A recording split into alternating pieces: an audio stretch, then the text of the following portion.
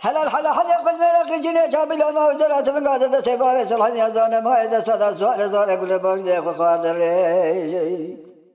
حاجي ديوانا بالخيمة بابا متى رونيش ببراكة حضور بالخيمة بابا مثل ما دار رونني بيا خنا زمان حميرا يأخو كاسنا بيجي إذا برا حاجي ديوانا بالخيمة بابا متى رونيش ببرا حضور بالخيمة بابا مثل كذا المنظر رونني بيا خنا زمان حميرا يأخو كاسنا بيجي شاد شو ذي بالخيمة لو سوي سيد بابا صراحة قال لك أنا الدنيا بابا بكبر وجهه ولا ما يقول أنا أسبب بقول بيتنا بابا صراحة دي أولاد بالبيسيرة خدا بيجاوي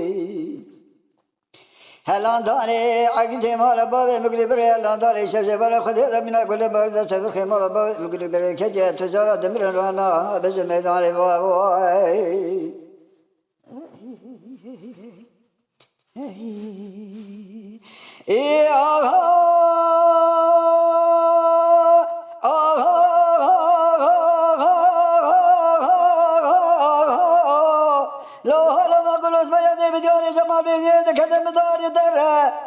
تيجي حاجة بعد سنة بعد سلحت ذكر سل خالص ميدان بسيطة قبل ذكر صديقي حجم السباب قلت بدي خاطري خذي بيغمبره سلام قد يا مالا تميرات بسري مسر كبير درانا بيشا فرار قاجا ما برد برادر باس بهره ندخل زاني إسا سري چندی ش سالان حکومت جمهوریت دموکراتی تقریر برن سری فرار رئیسی مدگر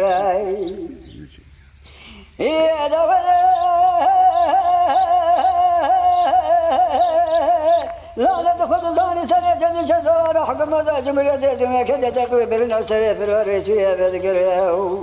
پیشا فرار برد فرار در باس بهره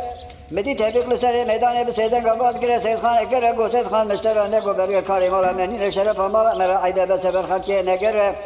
از اشترا تو بخم حج کسی بری خود بر خمارا ویسه سید لسری میدان تجاری تو وقت ساقی سلامتی سلمان کوزی کل بده خدا بناگر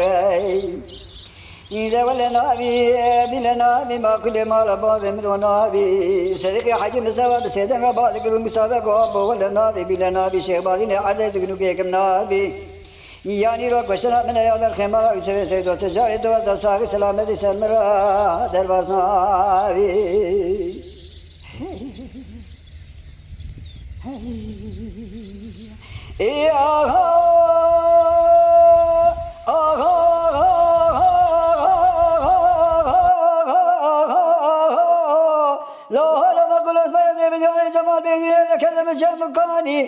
إيش جبال خذ هذا دنيا تبقى بالخمار ويسوي سيد شابوان تبلاني بدي صديقي حجم السبب سيدنا قبادك المسابقو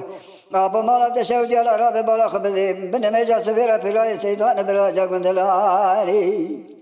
خذ يا كل أخ بخمار كل سريع طارق ندقود فرار قنني بري خدانا راسا جمال بيدين هذا سبب خمار باب مقلب برا خذ هذا كردي ولدي كافرستاني